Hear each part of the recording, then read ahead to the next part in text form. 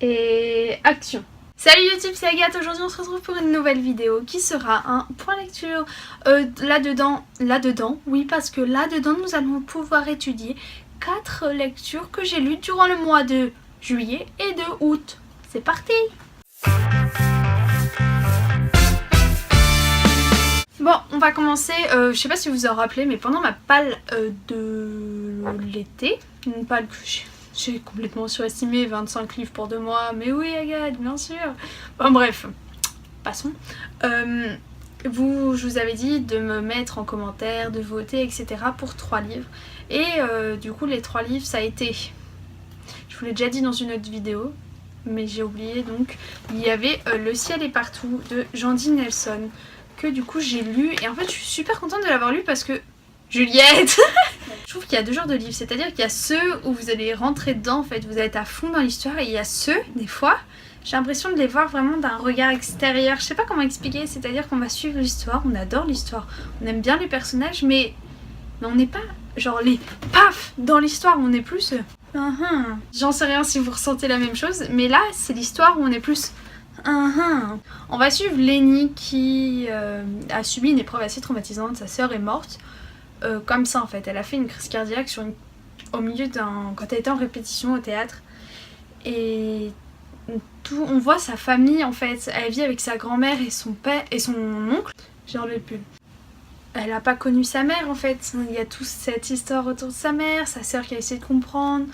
Il y a le petit ami de sa sœur qui est aussi désespéré qu'elle parce qu'ils sont tristes, donc ils vont se rapprocher, mais en même temps on sent que ça peut pas coller entre eux. Il y a ce petit nouveau à l'orchestre avec qui elle s'entend très bien, qui a l'air d'être quelqu'un plein de vie, qui va lui redonner un peu d'espoir, sauf qu'elle, au milieu de tout ça, tout ce qu'elle pense c'est dans sa chambre avec sa sœur, elle veut que tout reste pareil parce qu'elle veut que sa sœur puisse rentrer, elle a du mal à faire le deuil en fait, c'est une histoire de deuil, et en gros, tout ce livre, j'avais une impression de chagrin qui imprégnait ses pages, mais un chagrin, comment dire, positif, parce qu'on sait qu'elle va s'en sortir en fait.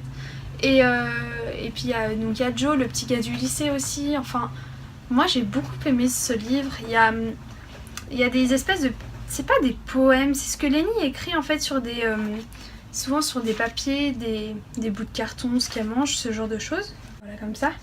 Et ça agrémente bien le bouquin. Comme ça, en fait, ça fait... Des fois, elle rapporte des petits passages en rapport avec sa sœur. Des fois, c'est complètement autre chose. Elle a aussi sa meilleure amie, sa meilleure amie veut essayer d'être là pour elle, mais Lenny la repousse. Enfin, c'est un très beau bouquin, vraiment. Je comprends pourquoi beaucoup de gens ont eu des coups de cœur, ont aimé ce livre. Moi, voilà, je suis contente de l'avoir lu, je l'ai bien aimé, mais c'est pas non plus transcendant. Après, si vous voulez le tenter, sachez qu'il faut pas vous attendre à des rebondissements tous les 2-3 pages, je sais pas comme ça, mais ça peut être sympa. Et pour l'été, en fait, c'était super agréable à lire.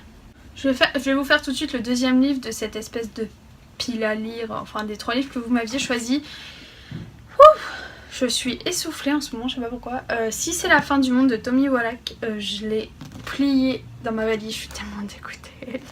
Mais moi en fait l'important c'est que le dos soit pas cassé, parce que lui je pense pas le relire en fait. Donc ça se trouve je vais le vendre, mais il faudrait que je dise qu'il y a ça, enfin bref. Si c'est la fin du monde de Tommy Wallach, je l'ai déjà dit, dans les éditions Nathan. Je suis assez mitigée sur ce livre, j'avoue. En fait, on va suivre 4 adolescents, on change assez régulièrement de chapitre, c'est assez dur de s'imprégner d'eux. Et ces 4 adolescents vont apprendre que voilà, une météorite a 2 chances sur 3 de toucher la Terre dans 1 mois et demi, un truc comme ça. Voilà, débrouillez-vous avec ça. Ils vont commencer par... il y en a certains qui vont continuer au lycée, d'autres qui étaient déjà un peu sur la voie du décrochage scolaire, qui vont en profiter, qui vont aller fumer, continuer de dealer. On va voir comment la ville tombe dans le chaos parce que plus personne va travailler, les transports ne marchent plus, il y a des voitures abandonnées partout, le pétrole, vous verriez le prix, enfin c'est plein de choses comme ça. Moi c'est le côté qui m'a vachement intéressée, de voir comment les humains réagissaient dans ce livre. Par contre les 4 personnages, j'ai eu beaucoup de mal. Ensuite 2 filles, 2 garçons.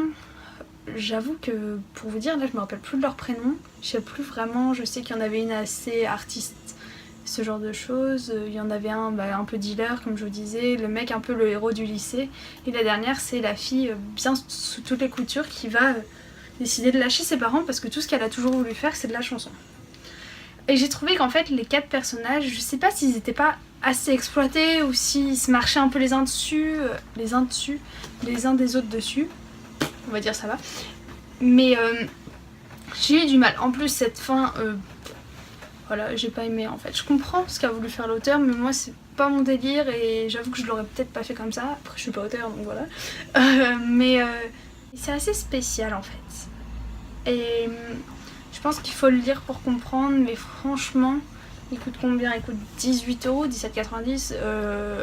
Trouvez-le d'occasion si vous voulez le lire, peut-être qu'il sortira en poche, je sais pas, mais moi j'avoue qu'il me tentait énormément. Je pensais que ça allait être beaucoup mieux et non. En fait, c'est les personnages, je pense, le plus gros problème de ce livre.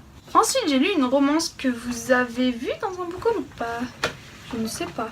Non, vous l'avez pas vu dans un update lecture en fait. Oui, je l'ai acheté le 5 août par là, donc ce sera dans le book haul, pardon. Doute, c'est Sexy Lawyers. Je suis trop contente d'avoir enfin lu ce livre, même acheté ce livre en fait, parce qu'à chaque fois je le prenais quand j'allais à la librairie, je me disais allez, tu t'achètes un livre, j'avais prévu, mon argent de poche, machin, clac, c'est bon. J'arrivais, je faisais lui c'est bon, je le prends. Je repartais, je ziotais un autre bouquin, je le reposais, je prenais l'autre bouquin. Chaque fois, vous savez, vous avez ce genre de livre qui passe toujours à la trappe et je sais plus, avant de partir en vacances, voilà. Ma mère m'a dit, on est allé à la librairie, on devait acheter des cartes, un truc comme ça. Et du coup elle m'a dit, oh vas-y. Et puis j'avoue que j'en ai un peu profité parce que les Hugo romans, comme je vous disais dans une autre vidéo, rien à voir, mais comme je la tourne le même jour, j'avoue que je suis un peu paumée. C'est 17€, voilà, donc j'avoue que j'ai un peu dit à ma mère, oui c'est bon, prends celui-là s'il te plaît, voilà. J'étais en train de lire quel livre? Je crois que j'étais en train de lire IRL. Ah non, j'étais en train de lire Le ciel est partout, peut-être, je sais plus. Un soir, j'avais pas envie de lire Le ciel est partout, et j'ai commencé un chapitre de Sexy Lawyers. Autant vous dire que le lendemain à 10h il était fini. Voilà, c'était addictif. J'ai adoré les personnages, mais il y a Sophia et Stanton. Vous préférez Stanton ou Stanton? Qui sont... Stanton. Merci d'avoir répondu ma Juju. Stanton. Ok. Ils sont juste top et leur romance est génial en fait. Vraiment, j'ai adoré les suivre. En gros, Stanton a eu une fille avec son amour de jeunesse. Ils ont toujours... je sais pas comment trop expliquer, mais en fait ils sont plus ensemble, mais on sait que Stanton il vit que pour le jour où il reviendra en Arizona, au Texas, je sais plus trop. Sauf que la fille avec qui il a eu la fille avec qui il a eu sa fille, voilà, a compris et sort avec un autre homme maintenant. Et cet autre mec va la demander en mariage et ils invitent Stanton au mariage. Pire erreur de ta vie, je pense. Stanton apprend que la fille dont il est amoureux se marie, la mère de sa petite fille quoi. Il fait non. Il décide de partir vite en urgence en Arizona, empêcher ce mariage. Sauf qu'en gros, au moment où il va avoir au téléphone, il va péter un câble et il y aura Sophia à côté de lui qui est une collègue avec qui il couche et on sent qu'ils s'aiment vraiment bien tous les deux.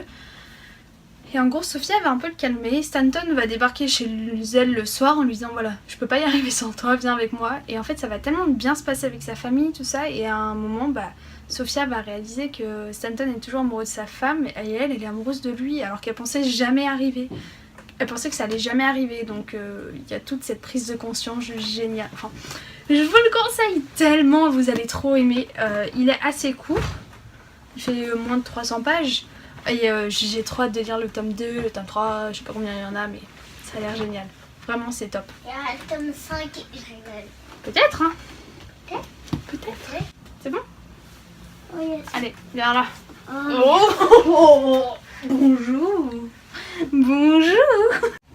Ouf, ça décoiffe. Pour finir, en fait, c'est vraiment ce mois d'août, j'en ai profité pour lire des livres que je voulais tellement sortir de ma palle depuis trop longtemps. Et dont IRL de Agnès Marot dans les éditions Gulfstream, qui a un dos tout cassé. Je sais pas si vous allez voir. Ouais, vous voyez là. En fait, c'est la personne qui l'a lu. Regardez comment il s'ouvre. Je l'avais acheté d'occasion en fait chez Gilbert Joseph. Il m'avait coûté 13,50 au lieu de 18. Donc je suis trop contente de l'avoir lu. Ça faisait depuis je sais pas combien de temps. Le fait de l'avoir mis dans ma palle m'a un petit peu aidé, j'avoue. Au moins un des 25 livres lus. Voilà, merci. C'est une histoire assez chelou en fait. C'est chelou cette façon qu'elle a de te regarder. C'est manière de t'appeler bébé. Et ouais. Dans cette histoire, on suit Chloé et Blanche qui vit à Life City. Un jour, elle vit sa vie tranquille, mais elle remarque que certains personnages, certaines personnes avec qui elle traverse sa vie, comme je sais pas, sa mère ou ce genre de choses, vont avoir une attitude, je sais pas, A, et B, on va dire c'est le contraire de A, et d'un coup, hop, ils vont avoir B. Et j'ai fait un peu un raisonnement mathématique là quand même, hein. Je suis prête pour la rentrée. Déjà ça va un petit peu l'interpeller, puis ensuite d'un coup, elle va voir des caméras partout. Dans sa chambre, au lycée, dans la rue, sous les lampadaires, dans la cuisine. Elle va faire what the fuck. Au même moment, il y a un certain L qui va la condamner. La contacter. En lui expliquant que voilà, elle est en fait dans un jeu virtuel et que c'est une... Comment on appelle ça? Une IA. Identité artificielle? Je sais pas, une IA. Intelligence artificielle, merci. Merci, franchement t'assures, merci. Ça va la choquer un petit peu et elle va tout faire pour se libérer. Elle va mettre au point une sorte d'évasion, elle va se retrouver dans le vrai monde. Et là en fait j'avoue que moi j'aurais pu couper le tome en deux, faire un petit peu la connasse et dire voilà vous achetez 2 livres. Au revoir. T'as vu ça sent le chocolat, maman elle a fait sa mousse au chocolat. Et elle va se mettre en fait on suit plusieurs chapitres différents dans des temps différents. Au début j'étais un peu embrouillée mais on s'habitue très vite. Au début on va la suivre donc à Life City on va dire maintenant. Après on va la suivre dans la vraie ville, je sais plus comment elle s'appelle, dans 1 an et demi, donc on comprend qu'elle a réussi à aller dans l'autre ville. On va suivre aussi une mère et une fille qui assistent en fait à la télé à un discours de Chloé qui a l'air de dénoncer un petit peu tout ça, donc c'est super intéressant. Moi j'ai adoré ce livre, j'ai beaucoup aimé, mais en fait il y a ce côté trop héroïque de Chloé qui m'a un petit peu saoulée des fois. Et voilà, elle veut absolument sauver sa mère tout le temps. Moi aussi je ferais tout pour sauver ma mère, j'avoue, hein, mais j'en sais rien, des fois ça sonnait pas naturel, des fois elle aurait pu avoir des solutions plus faciles, mais non, fallait faire un truc grandiose et tout. Je sais pas, ce livre-là, je sais pas vraiment quoi en penser. Je suis contente de l'avoir lu, je suis contente de connaître cette histoire, mais je sais pas si je me rappellerai dans 5 ans, quoi. Donc voilà, c'est ce qui conclut cette vidéo. N'hésitez pas à me dire dans les commentaires si vous avez lu un de ces 4 livres, s'il y en a d'autres que vous me conseillez, Sexy Lawyer, ceux qui ont lu la saga, dites-moi ce que vous en pensez, voilà. J'espère que ça vous aura plu, je crois que je l'ai déjà dit mais c'est très important. Je vous fais plein de gros bisous en attendant la prochaine vidéo. Ciao ciao. Oh j'ai soif.